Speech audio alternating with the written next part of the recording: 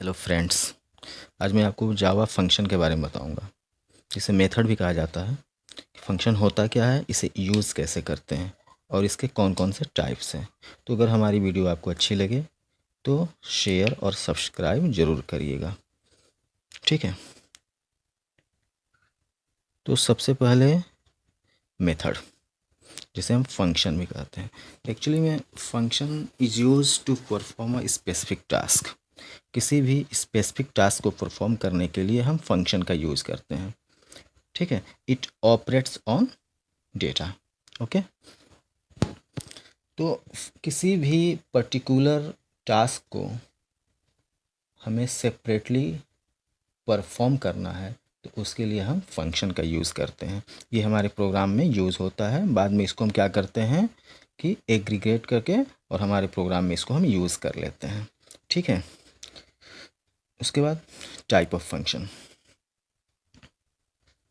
Actually में function दो तरह का होता है, एक तो प्री डिफाइंड होता है और एक होता है user defined. Pre defined function उसे कहते हैं जो कंप्यूटर डिफाइंड होता है, या जिसे बिल्ट इन फंक्शन भी कहते हैं। मतलब ये हुआ कि जो फंक्शन हमारे कंप्यूटर लाइब्रेरी में पहले से बनी हुई है, रखी हुई है, उसे हम कहते हैं प्री डिफाइंड फंक्शन। ये रेडीमेड फंक्शन होता है, ठीक है। बस इस फंक्शन के रेफरेंस को हम अपने प्रोग्राम में लिखते हैं और वहाँ से ये एक्सेस हो जाता है, ठीक है। जैसे मान लीजिए मेन फंक्शन हुआ, math dot square root function हुआ, ये सब प्री डिफाइंड फंक्शन है। दूसरा होता है यूज़र डिफाइंड, जिसे यूज़र खुद ही डिफाइन करता है, ठीक है ना। जब यूज़र को किसी स्पेसिफिक टास्क को करना होता है, जहाँ भी उसकी आवश्यकता पड़ती है, तो वो वहाँ पे एक फंक्शन डिफाइन करता है, जिसे यूज़र डिफाइंड फंक्शन कहते हैं। जैसे शो फंक्शन, डिस्प्ले फंक्शन, ठीक है।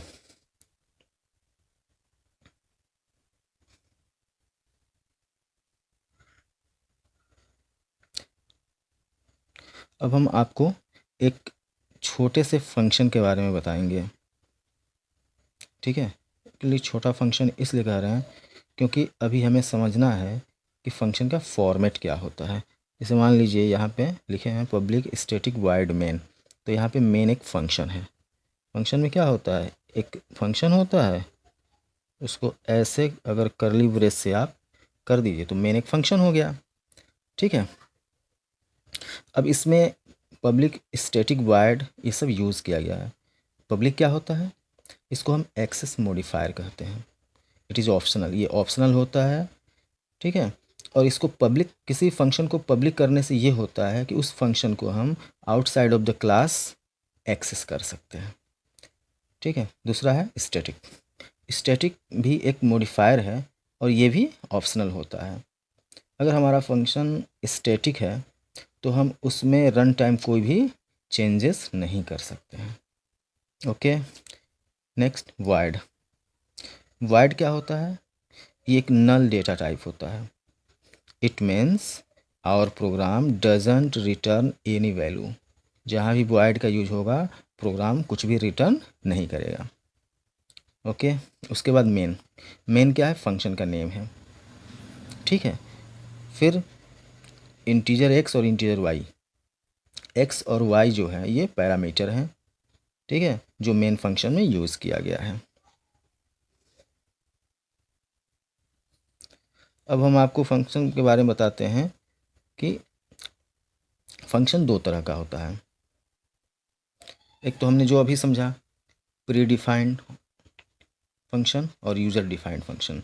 उसके बाद हम आपको बताएंगे कि रिटर्न टाइप फंक्शन क्या होता है और नॉन रिटर्न टाइप फंक्शन क्या होता है। Return type function means a function which return some value. अगर कोई फंक्शन कोई कुछ वैल्यू रिटर्न कर रहा है तो उसे हम कहते हैं रिटर्न टाइप फंक्शन। जैसे यहाँ पे एक ऐड नाम से फंक्शन यहाँ पे हम बनाए हुए हैं, ठीक है। इसमें तीन वेरिएबल हैं, एक्स वाई और जेड। एक्स में हमने 5 स्टोर किया है, वाई में 7 और एक जेड है। अब हम क्या कर रहे हैं, एक्स और वाई की वैल्यू को ऐड करके हम जेड में स्टोर कर दे रहे हैं और ये वैल्यू रिटर्न हो जाएगी कंट्रोलर को, ठीक है। यानी ये फंक्शन कुछ ना कुछ वैल्यू रिटर्न करेगा। उसके बाद दूसरा फंक्शन है non return type function. Non return type function वो फंक्शन होता है जो कुछ भी रिटर्न नहीं करता, which does not return any value, इसलिए इसमें void का यूज़ किया गया है।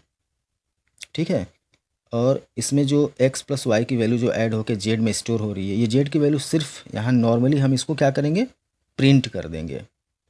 ये वैल्यू पास कहीं नहीं होगी, simply it is use to print. Okay,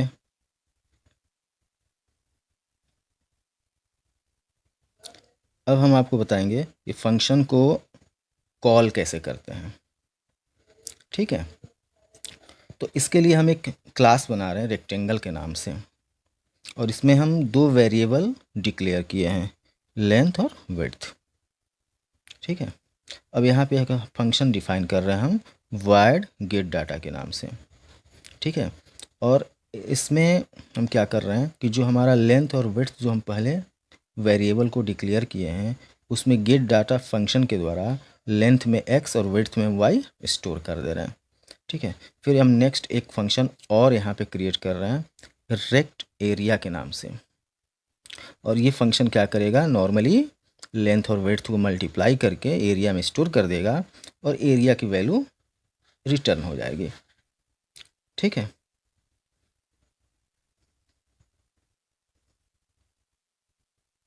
अब एक नया हम यहाँ पे क्लास बना रहे हैं रेक्ट एरिया के नाम से। ठीक है, जिसमें मेन फंक्शन को यूज़ किया गया है, पब्लिक स्टैटिक वॉइड मेन।